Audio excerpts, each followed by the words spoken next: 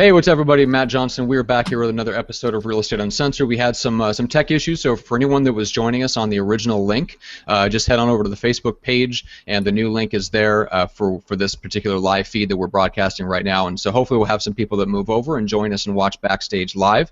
However, if that's not you and you're watching the replay of this on YouTube at a later time, we just want to thank you for stopping by and for finding us this way. And make sure you subscribe here. And then if you'd rather have the audio version, make sure to subscribe on iTunes or Stitcher. That way you get the audio version just nestled right here, gently between your ears, where we so belong. And so we apologize. We're starting a little bit late today because essentially we are restarting. And so we've got a bunch of stuff to cover. We're going to talk about how to keep in touch with your database.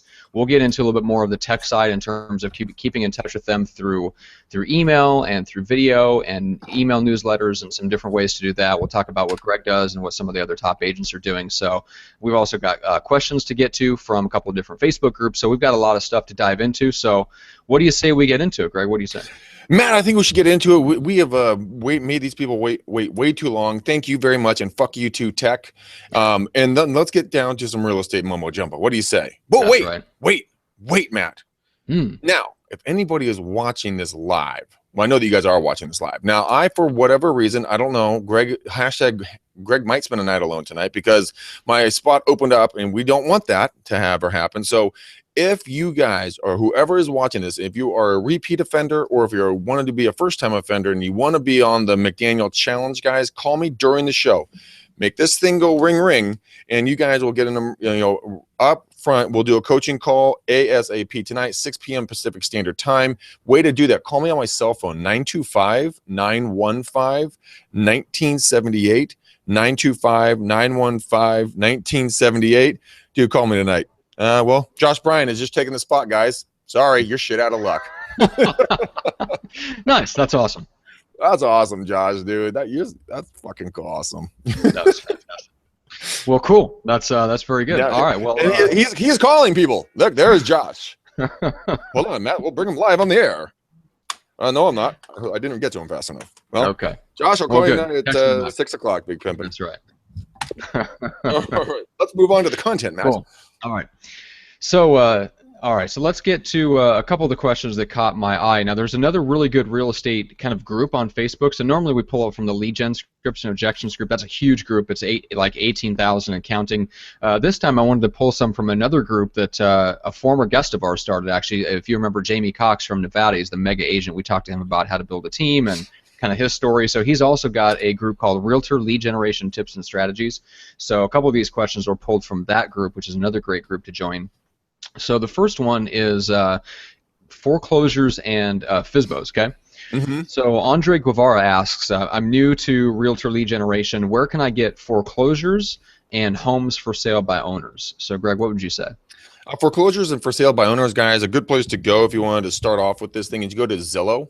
They have the red and the blue button up at the very top. You can go up to there and you can click, and then on the drop down will take place. You can get rid of all the reds and all the blues. You can then go and click on the pre-foreclosures or foreclosure lists there if you want to see kind of where they are, in location to where you are. And then for sale by owners, they have a Fizbo tab in Zillow as well. If you want to do something that's super cheap and easy, they also make it easy to contact the for sale by owners. Not so easy to contact the pre-foreclosures or foreclosure lists. I believe you can go talk to your title company and get a list of foreclosures. Another company that's really, really good, Matt, at getting pre-foreclosures and a bunch of other information, a place called Rebo Gateway. We subscribe to them. They deliver an email to us called the Morning Report every single morning. Depends on how big of the area that you're working. They will give you, they'll give you pre-foreclosures. They'll give you a death in the family, divorce filings, notice of sale, anything that's going to affect the property. And it gets emailed to you, then you can figure up a follow-up plan from there. So that would be my recommendation. You don't have to go on hunt and peck. These things literally just come directly to you. So that would be mine, Matt. Would you have some others that might jump out at you?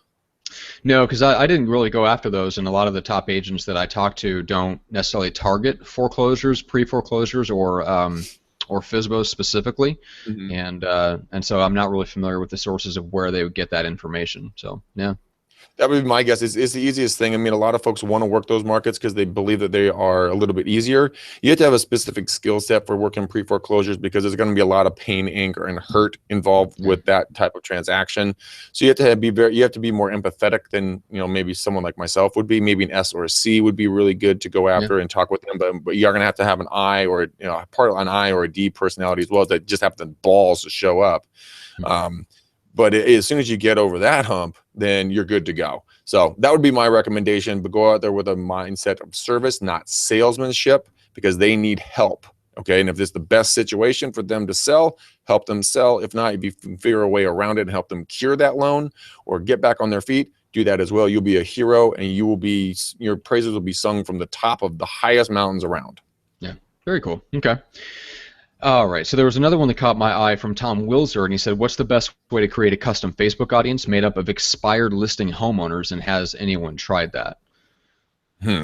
So that caught my eye for a couple reasons, because I've dealt with Facebook custom audiences, and they have to be big enough in order for Facebook to allow you to even run something to it. So Greg, you and I talked about this before we went on the air, and you had a really good idea in terms of getting a big enough list to pull from.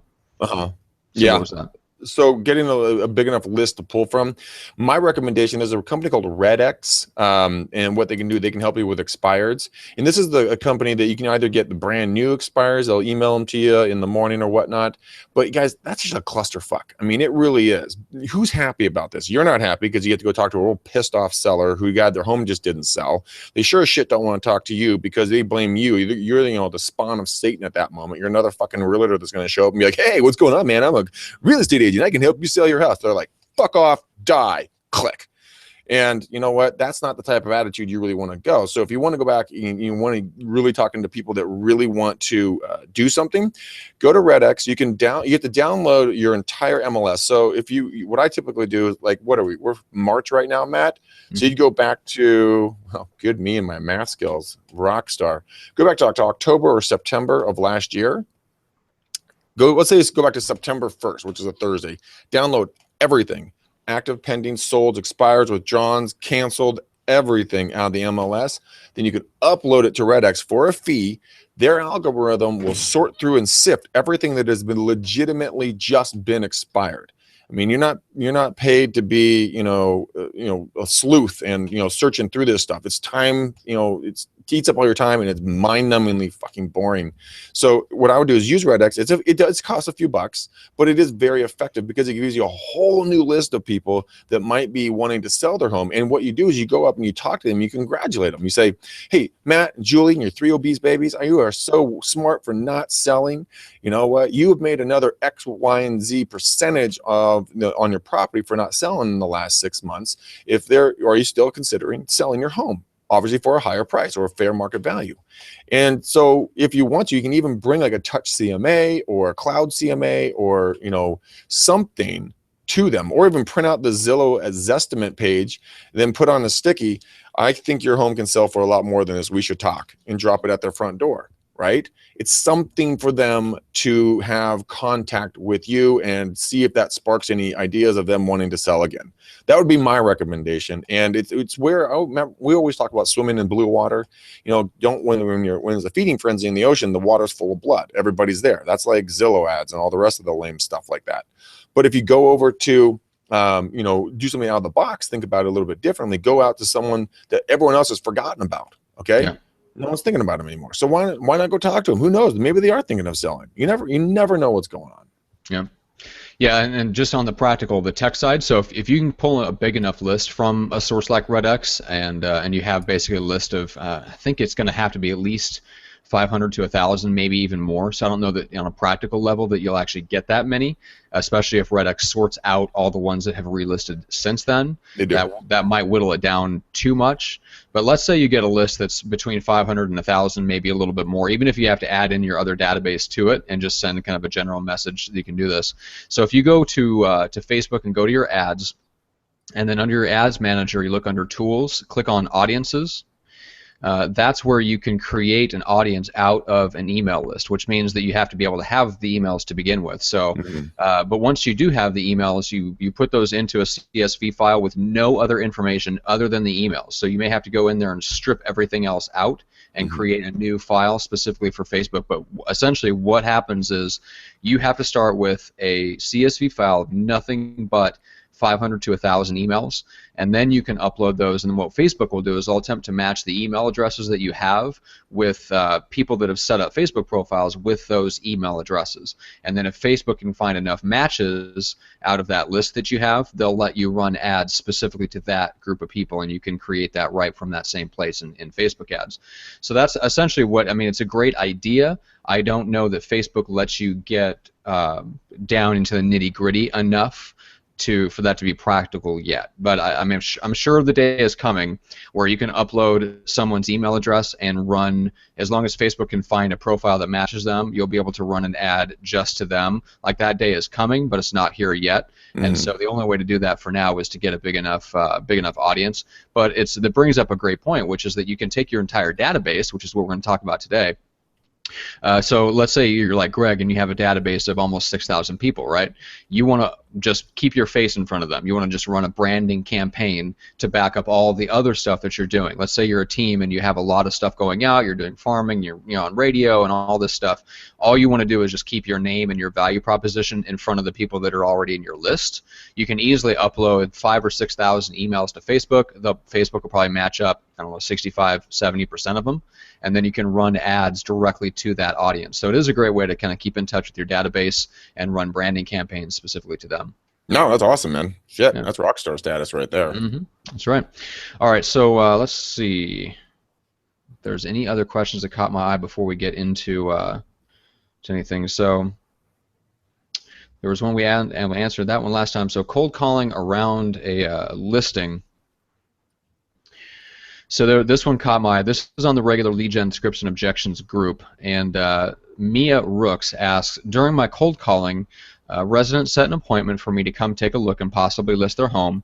They had it previously listed 2 years ago with another agent, and the deal fell through twice, so they took it off the market.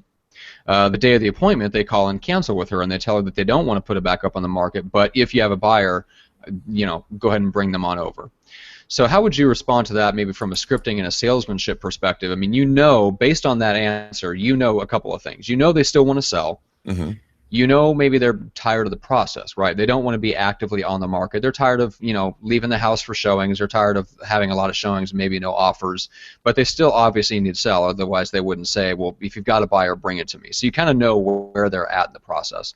But there's no point in kind of going through the process of bringing them a buyer if they're not even on the market. There's no agency agreement. You might not even get a commission if they're not listed with anybody. So how do you approach that, Greg? One thing you want to do, Matt, right off the bat, you need to understand their mindset and where they're coming from. There's obviously fear in there somewhere. They're obviously fearful of another bad experience. They're fearful of not getting what they want. Maybe someone's whispering in their ear that shouldn't be whispering in their ear. Maybe they're one of their mom's, sisters, girlfriends, best friends, dog walkers, veterinarian's assistant, who did real estate in '76 and sold one house, is trying to be, Johnny on the spot there and just bringing them dog shit information. Or maybe there's someone with self-serving interests. Maybe it's a family member that wants to buy the home themselves down the road and trying to save up the money. Maybe it's God knows what. But you have to identify the fear factor. What happened? What changed? Ask them those questions. Matt, Julie, gosh, I totally respect where you're coming from. Can you please help me understand what changed your mind? You're not saying you're an idiot for not going on the market. You're just saying, hey, look, help me understand what changed from, 2 days ago till today when we're talking about not bringing the home on. Has something shifted in your life? And just keep going down that rabbit hole with them. I call it going 3 deep. Find the question, ask the initial question, then go 3 more deep with them and try to help and understand where they're really coming from. And then, if they just truly just have changed their mind, but would sell if they did, if you then get it in writing from them that they would cooperate with you as a buyer's agent and pay you a fair commission. Then if you're going to submit a contract, you have to submit a commission demand document as well, because it's not on the MLS. So as long as you have it in writing that they're going to compensate you, then you have the commission document in the offer. You can use this to your benefit. This is a now quote unquote official pocket listing. No one else officially knows about this, and you'd ask them not to spread the word about it and let you try to do your best to bring get a buyer for it. if maybe if they're in the mindset of set of it, and you've brought them a couple of buyers and it hasn't worked out, and they see that the market's heating up, but they don't want to put it on the open market, they don't want to have a shit ton of people tromping through their house, ask if you can do one Sunday open house, and then you just do a blowout job of marketing this thing. You're on Facebook, LinkedIn, Snapchat, Google Plus, Twitter, Instagram. You're on everything under the sun, exposing this home, saying home hasn't been on the market for however long the home hasn't been on the market. Let's say it's 25 years. For 25 years, open for one day only, from 12 until 5 p.m. and make it a big open house. Get a lender out there, partner with them, do some Facebook lives, promoting it, and do a Facebook live at the open house to do virtual open houses and tours. I mean, everything and anything you can possibly do. If you can get the lender to get on Periscope, or even start a blab conversation that you can get people out on, while you're walking people through the home. I mean, really knock it out of the park. You can still get paid on this. It just might be not the same way that, a traditional deal would take place. And that's really kind of the cool part, because imagine the amount of buzz you're going to generate by blasting about this property. Because, I'm the real estate agent that's doing all this hustle, but Matt and Julie, just found out that their kids can't fit through the front door anymore, so they need a bigger house. And so, really, we can't just install bigger doors? No, man, no, they're like dump trucks. They're so big. Oh, okay. No, but now I got my train of thought all off. But Matt and Julie need a bigger house because of my obese children. Obese children, yes. So what I would recommend, guys, is Matt sees all this hustle. Matt and Julie see all this hustle from me, just trying to help this other agent. And they're like, damn, that guy hustles more than any other agent. He's like everywhere, right? Dude, then who do you think they're going to call? Leverage this thing again. Come from a mindset of service, because you're serving several people. You're serving that seller that has a fear of real estate agents, and likely they should, because as we talked about on our last podcast, what was it? 23% of people who go through a real estate transaction would rather gain 10 pounds of fat than do another deal. 7% would rather spend a night in prison, not jail, prison, Matt. And then 12%, I can't read my own handwriting. 12% don't like us either, but. You know what? If you can help that seller through the process, stay in communication with them, show them that you're hustling, that you're worth your money, potentially pick up some buyers, also show the community and the sellers in the rest of the area what you do, even come up with some ideas that maybe you've never even thought about doing.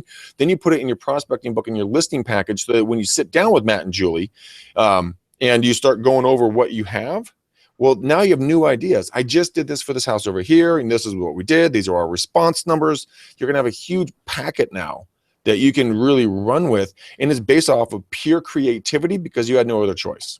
I mean, it's a live fire scenario here. Either you make it or you don't. Either you get paid or you don't. It's up to you. So I actually think that would be an opportunity for a new agent, maybe a millennial like yours truly, Matt. Not me. I'm a Gen X. I'm one grade above you. You're on the bubble. I am on the bubble. But I mean, I would view it as a positive, not a negative. But you just have to change your mindset. Yeah, you brought up an interesting point, and it reminded me of something that Jenny Williams said the other day. So I was helping her out with her once a month hangout that she does. It's called 60 Minutes to Six Figures. So if you look up the one that just took place a couple of days ago, she did a home seller survey, and one of the things that came out with that, I should say, is that she asked, what are the number one, how did you discover or come across your listing agent? So number one was referral, obviously. It's nothing related to the internet. The second biggest reason, or the source that people found their listing agent, was signs in the neighborhood. Really? So if you, yeah, right? Wow, that's funny. Yeah, which explains why farming still works, and that was the point that she brought out of it, which is that if you can get that listing, then you leverage your signs in the neighborhood, whether it's the yard sign, the directionals, the open house signs, and all the stuff that goes along with that of you having an actual listing. You can almost always domino that, if it's the right time of year, into 2 to 3 other at least listings, if definitely buyers, but if not that, then you can usually piggyback that into a couple of other listings out of it. One of the scripts that one of her top clients uses is when he takes a listing, he will sit, in the process of getting the paperwork filled out and stuff like that, he'll say, one of the reasons I see a lot when people are listing their home is that they're kind of in competition with a neighbor. Maybe they've been talking about it with a few of the neighbors, and maybe just that person just got their home on the market first. So there's probably someone that you've been discussing this with, or maybe you've heard that they are also thinking of selling.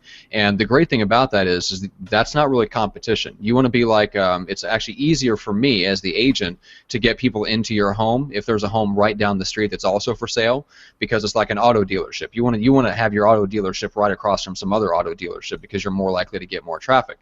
So he's like, so if you can introduce me or give me their contact information, I might be able to help them get their home on the market, which actually gets both of you more showings and better chance for higher offers. And that script right there, which I think is really good, usually generates him 1 to 2 listings out of every listing that he takes. Well, that's awesome. I mean, if it's the majority is coming from signs, there's a company called iBeacon.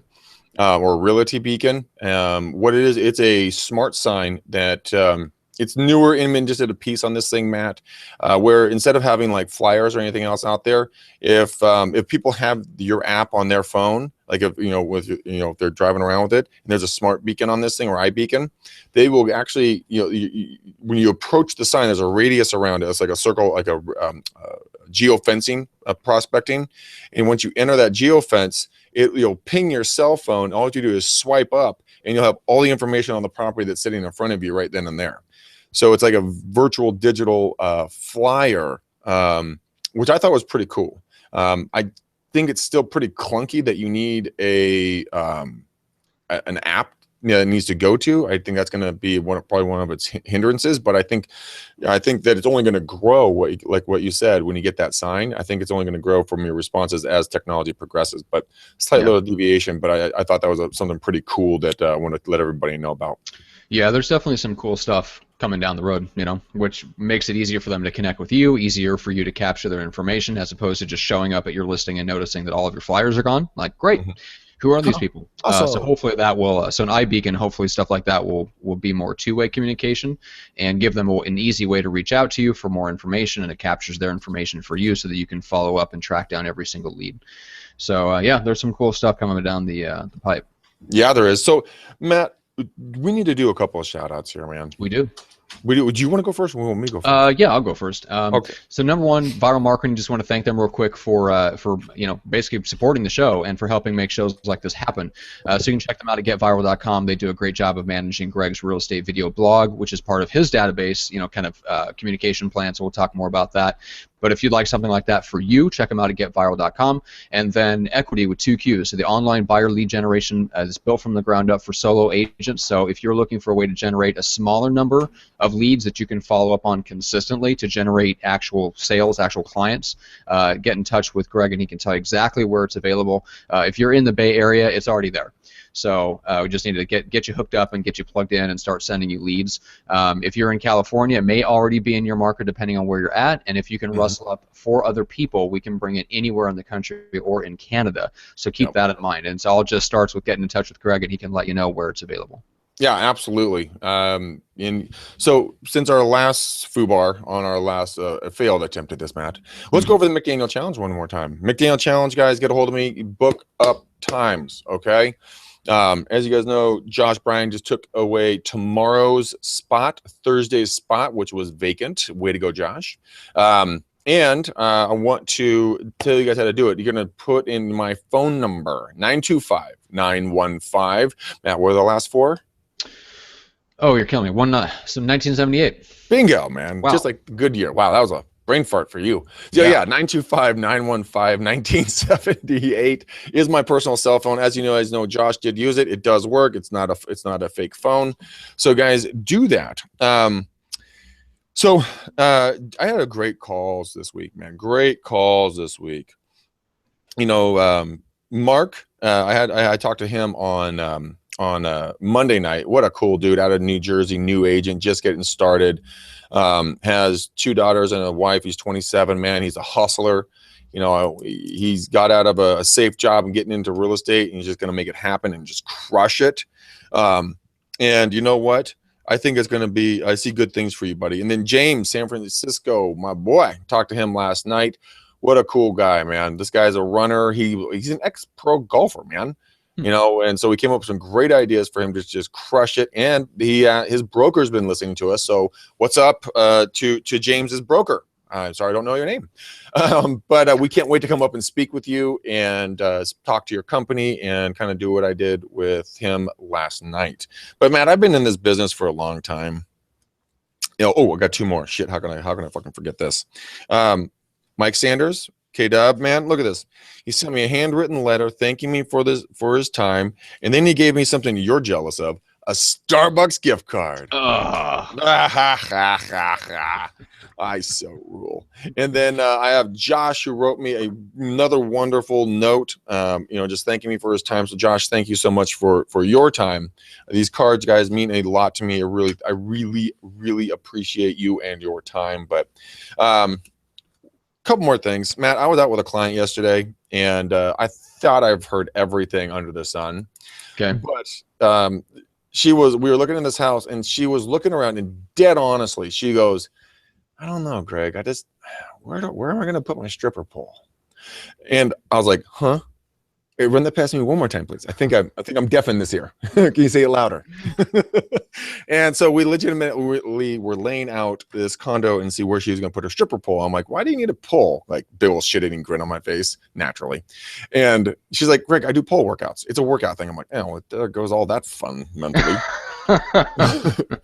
But an idea for you guys, switching off of stripper poles, is I'm going to start doing Facebook Lives more often. Some of you guys saw me do mine yesterday and epically failed audio wise, so I don't know what happened there. It was like a disaster. I can't even watch my whole cast. But I'm going to start doing them, guys. Would that be helpful? We're going to upload them over to the Facebook group and start creating additional content. So if you guys want to, friend me on Facebook. You haven't already, so you can see when I go live. Ask me questions if you got something on your mind. Book a time on the McDaniel Challenge, anything like that, guys. Just keep in mind. Friend me on Facebook is what I'm saying, so you can take advantage of my Facebook Live posts. Okay, I think I'm done. All right, cool. Oh, what about our speaking, man? We're official. Nothing's locked in stone, but we're gonna be talking at CAR. That's right. This year. You know, CAR's event in September 27th through the 29th in Long Beach. So if you guys are around or going to it, you guys are going to find us. We'll talk about this a lot more, but it's very exciting for us. I'm going to be speaking. We're going to have a booth. Matt might be even speaking. So we're going to be having some fun, guys. We can't wait to meet a lot of our fellow listeners and viewers. That's right. That's going to be fun. Yeah, it will be. Yeah, it will be. All right. Okay, so, and a quick mention, so if you want to help support the show, two ways, patreon.com/REU podcast. You can pledge anything you want there. That helps support the gals that are behind the podcast doing the real work behind the scenes. And then if you head on over to our website, McDanielRealEstateSystems.com, there's a link to the farming video training course if you'd like to pick that up. It is over 8 hours of content, including 2 bonus videos on how to really use Zillow and how to use events. So stuff that we've never really talked about on the show are in those bonus videos, so you can pick up that training course. So with that said, let's get into database and how we'll finish up kind of how to keep in touch with your database, and we're going to go into some of the tech side. Last time we talked about more of the personal side in terms of like phone calls and reconnecting with people, how to compile your database, how to get them into a CRM. We're going to move into more of the ongoing follow-up and how to kind of put some of those things on autopilot and how to communicate with people by video and by social media. So let's start there.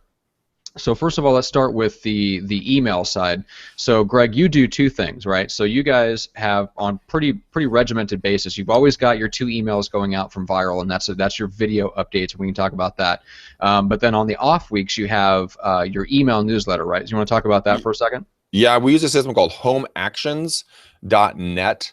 Go over, take a look at them, guys. They're like $400 a year or something like that, and then it's completely automated. But the trick here with Home Actions is that it's templated, you know, email newsletters that go out, and they got some great articles, more of a national level, not so much on a local level, but it's pertinent to your list.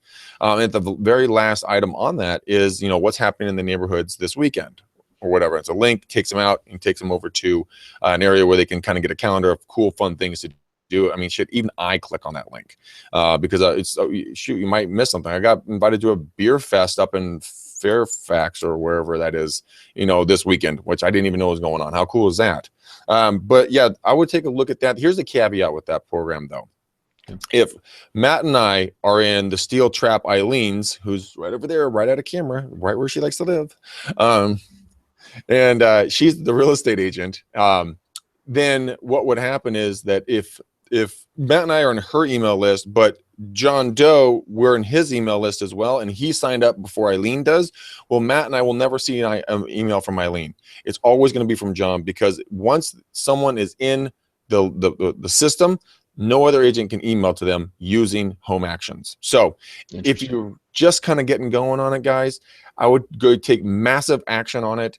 Get going with this ASAP. It's very, very powerful. If you are like, well, fuck that, dude. I mean, if I can only email the part of it, what's the point? Well, here's the other thing. Go to happygrasshopper.com. Again, it's happygrasshopper.com. It is another email drip campaign. It's like, I don't know, how much is a Happy Grasshopper? Like 20? Like, it's not much. It's not much. I was like $20 a month or $40 a month. It's not a lot of money. And you can get or send out one email a month, and it's written by a human that you can, it will send you a reminder. If you can go them, you can see a test email if you want to. And then if you don't like, when they say, hey, look, Matt, it's time to send out your Happy Grasshopper email. You go through the article list, you don't like it, wait a day or two. There'll be new ones in there. Just go ahead and, email it out. It has nothing to do with real estate whatsoever. So it's just more like, hey, what's up? This is something funny I found. So those are just good ways definitely something that you have to take into account, your personality, because if people get an email like that from you and that is not your personality at all, they will know it is fake. So it has to be something that is consistent with your personality. He's spamming me. Yeah, exactly. But all over me. So let's talk about the other set of emails, which are your video updates. Now, just to clarify, so you film yours with Viral Marketing, and that's great. Obviously, we talk them up because they do a fantastic job. But this is something that any agent can do, either using this handy-dandy object right here. You can film them on your phone. You can use a service like BombBomb to film them from your desktop and record them, and then you send the link out via email. So there's a couple of different ways to do this. For all of you KW agents out there, there's KW Video, which is kind of a way that you can use their KW Video app on your phone to record the video. And so there's some other options out there, but essentially, Greg, what you're doing is twice a month, you're sending out some sort of video update, whether it's a market update or something like that. So let's first talk about some of the topics that they could potentially deal with and why you might want to send those out by email to your database. You guys go to realtytimes.com. It's an information aggregator. You can go there. You can read an article on homeownership, buying, selling, HOAs, rentals, and there's one other one in there. But they're written like every day. Go pick one that you like, regurgitate it out on a video, like 3 things to get your home spring ready or something like that, right? So read it, then put your own spin on it.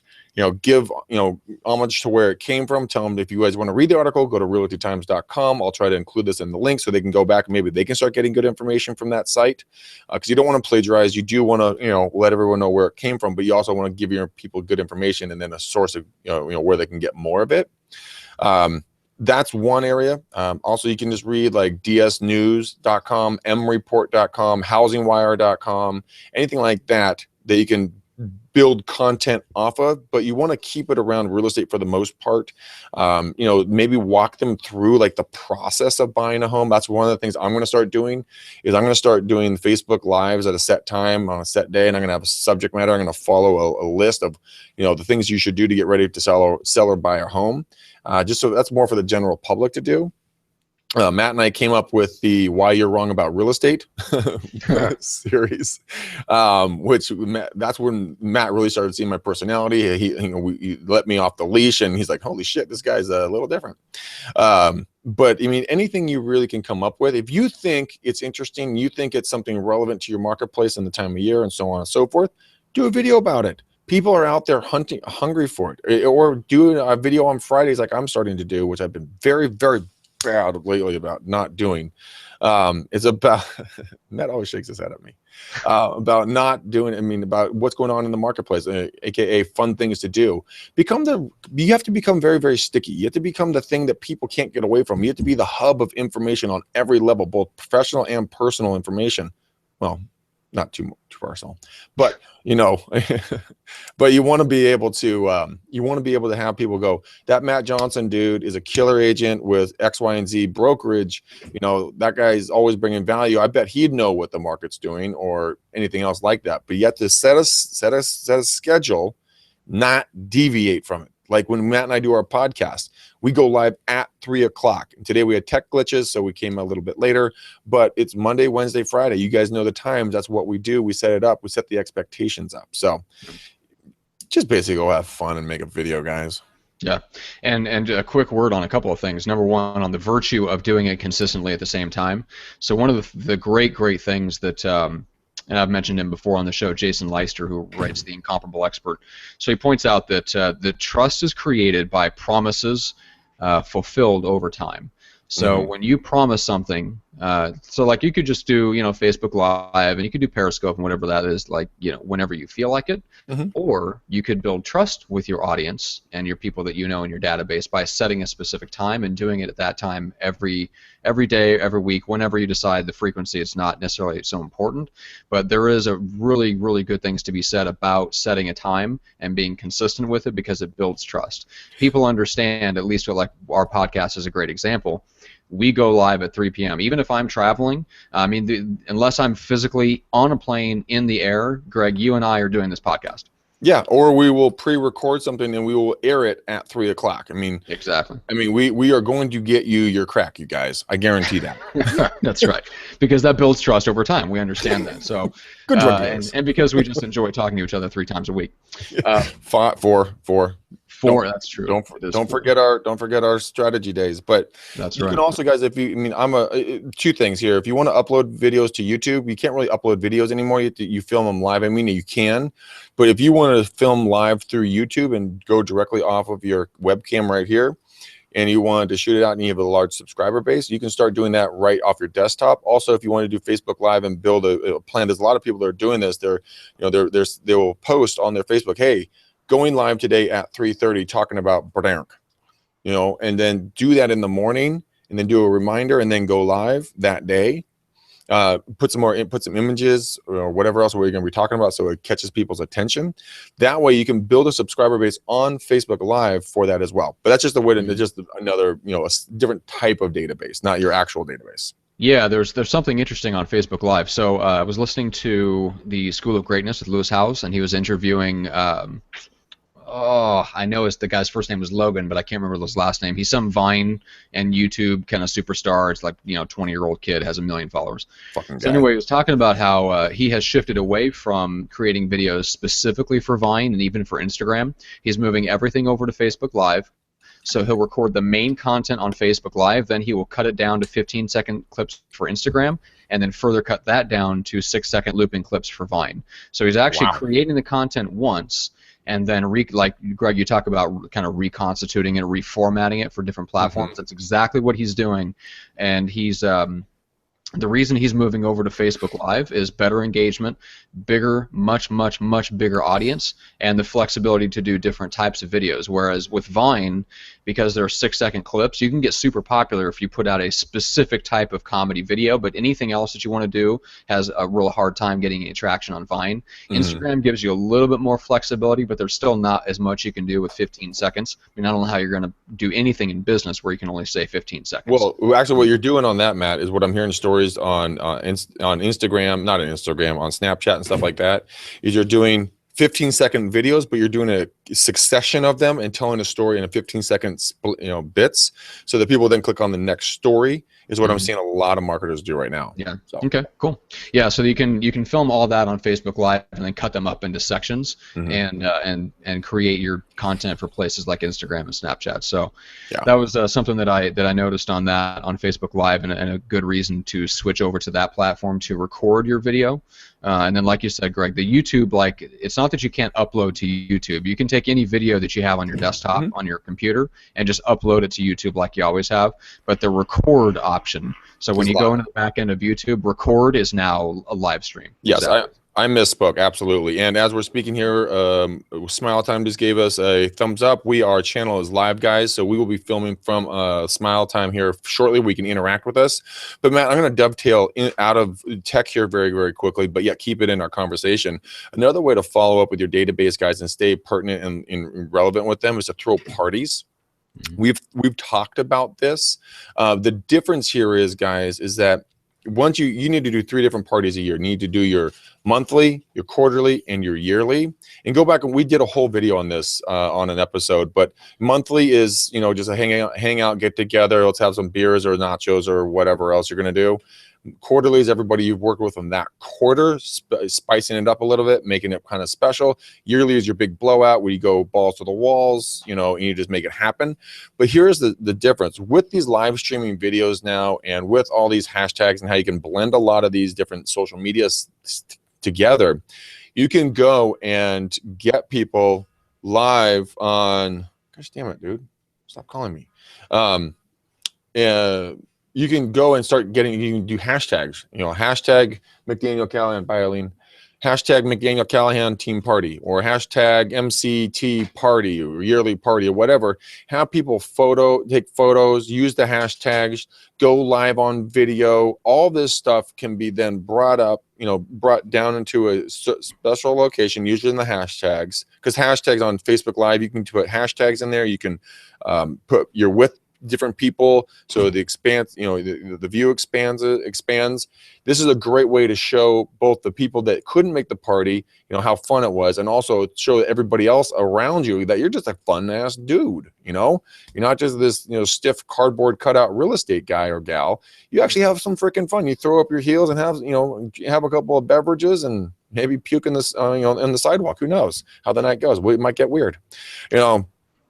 But the using the technology and texting and you know, tweeting and doing Instagram photos and linking it to your Twitter account, which my client Gina that I'm working with right now, she's like, Greg, you got to be Snapchatting and Instagramming and linking it to your Twitter. I'm like, you just spoke Martian. But she's going to show me how to do that. But I mean, we had Rod on the show that talked about that, Matt, how he took over a marketplace linking Instagram and Twitter together. But you can do that with client parties, guys. Make it fun. You know, hashtag monthly client party, you know, bingo, you're done. And you can get together and take a couple photos with your clients or whoever else and post them up on Instagram, Twitter, and Facebook and everything else, and get the word out and make people want to come join you. Mm-hmm. I mean, there's a lot of things that you can do, both high tech and high touch.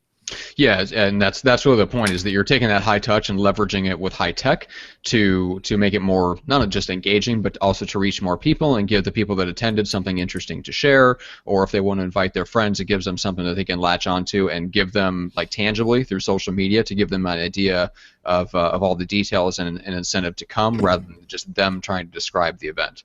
Yeah. Also showing what happened at the last party. And if shit got wild and crazy, hey, all right, I'm there. But if it's like an old woman's tea party, fuck that, I'm gone. An old woman's tea party. Yeah.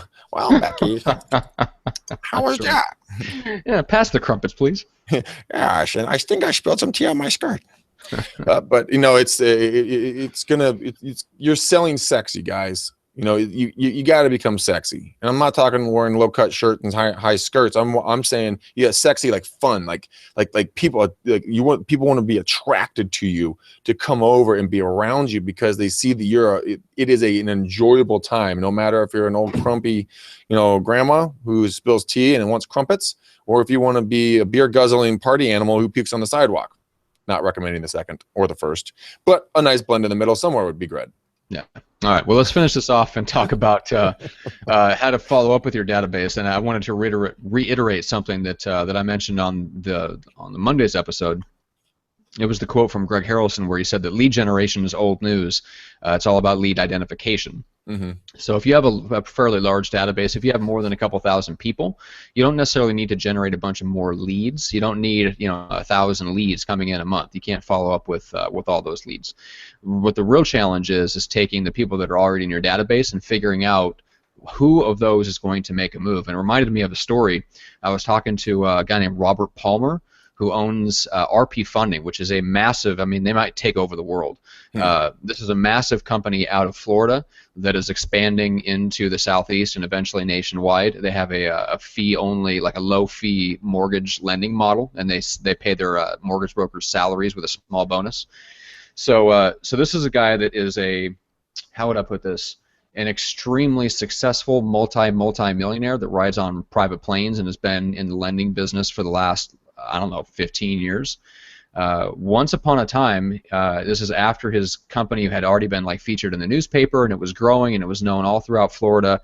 His aunt shot him an email saying, "Hey, I just bought a house and got a loan through Wells Fargo, and just wanted to see if you could take a look at it because you do something with loans, right?" This is his aunt. Oh my God. Owned a lending company and could have done literally everything for her. And he said, it dawned on me that I did not do, even I as the owner of the company, that doesn't guarantee that they know what I do, and I did not do a good job of keeping in touch with my own family. So that goes to show that you may think that you're bugging your family and friends or people in your database with what you do. Probably not, because people need to be beat over the head with it. If you don't feel like you're repeating yourself, you're probably not saying it enough, is the marketing adage, and that's 100% true. So keeping in touch with your database is extremely important, because most likely they don't know, they don't care. If they're not in real estate, if they're not in that mindset where they're buying or they're looking or whatever at that moment, they probably don't make the connection. You know what I'm saying? People just kind of file stuff away, and it's like water off a duck's back. They don't really pay attention unless they are in that frame of mind. So, quick story on that. So let's talk about just briefly the ideal for following up on emails, right? So when you're sending out, whether it's home actions or whether it's you're sending them out yourself, or whether viral marketing is sending them out, the ideal is to use the emails that you're sending out to your database and then look and see who is responding or interacting with the emails and then follow up with them. Yeah. So what viral marketing does for Greg is they make it easy. Once your email has been out the door for about 3 days, they send you a report that actually tells you what links were clicked on, who opened the email, basically essentially who's watching your videos and who's paying attention to what you have to say about real estate. And then that tells you, okay, here's the people based on what they clicked in the email or if they watched my videos. These are the people that might be in my database that are actually thinking about making a move, and then you follow up with them. So that's you can do that yourself.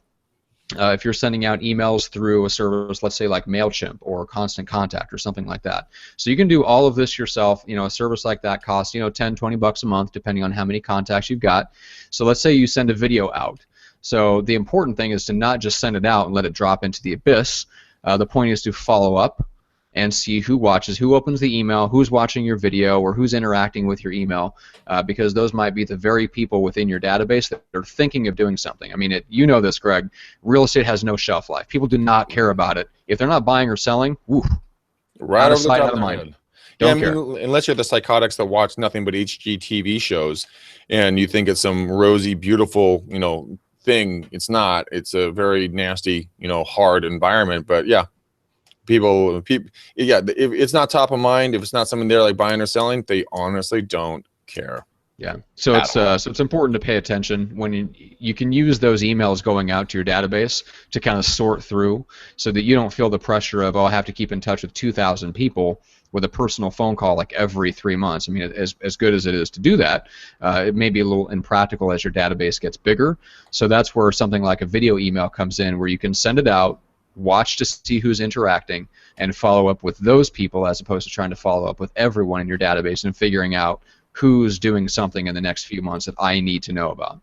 Yeah, that's where, well, we can get into a whole nother thing about that, but Facebook friend list, where you can stay up with them and start, commenting and talking to them on Facebook instead of commenting about, whatever, like, if I didn't care if Matt and Julie took their kids to a fat farm. I mean, if something like that. But you would definitely care if I was having another kid. Oh, God, because that means I need a bigger house for my soon-to-be 4th obese child. Oh my Lord, man! We're just gonna put you in tents, so when they expand, the room doesn't have to expand with it. Won't ruin any wood. That's right. All right. And with that, now that we've insulted large children, let's should we send this puppy home? Let's do that, Matt. All right. So this has been a fun episode. It's been an interesting experience with our tech issues. We apologize for starting late, and for anyone that wasn't able to get over from the original feed to watch this one. We did have quite a few people join us here on the new one, so just want to thank you for that and for sticking around through the tech issues. So be sure to go to the website, McDaniel Real Estate Systems. You can watch the final, the good video feed there for this. You can also check us out on YouTube and subscribe there, or subscribe on iTunes and Stitcher to get the audio versions. And we're back on Friday at 11 a.m. We're going to be interviewing a top producer based out of Chattanooga named Charlotte Mabry. She runs her own team there.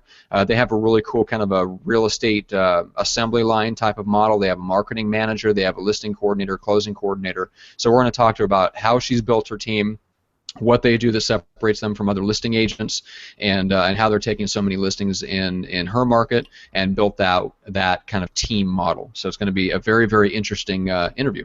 I think it's going to be a fantastic interview, guys. And as you guys know, we do this because we love you. We want to see you grow. We want to see your businesses succeed in a shorter amount of time. We are starting the revolution against paid coaching. We want you guys to get everything you want for free here with us. If there's comments, or there's topics that you would think might be something of interest, or you'd be interested in, or having us do a show on, just get a hold of us. Like, friend me on Facebook, guys. Greg McDaniel. You can't miss me. I'm wearing a black jacket with a beer in front of me. So just start doing it. Yeah, strange, huh? Greg drinking a beer. How strange. Microbrew, not just a Bud Light. Yes, a microbrew. I do like the Bud Lights on the boats. But friend me. You'll get my Facebook Live extra content that will not be aired on this show, because Matt and I have our crazy ass schedules, and 3 days a week is crazy for us. But I love you. I want to see you guys more. Thank you for all of you that interact with me. Thank you for all those who are taking the McDaniel Challenge. If you haven't done so, please do so ASAP, guys. I am into the 3rd week of April here. That is going to be our next booking. So please call me. Best number, 925-915-1978. You guys are all amazing. And Josh Bryan, thank you for responding so quickly. And thank you for the shout out on Facebook that I inspired him to go hit the doors with a photo of what he was taking out. So awesome job, man. Keep it up. You're a rock star. That's right. Awesome, guys. Well, again, thanks so much for watching. We'll see you all back here on Friday at 11 a.m. Pacific. See you guys.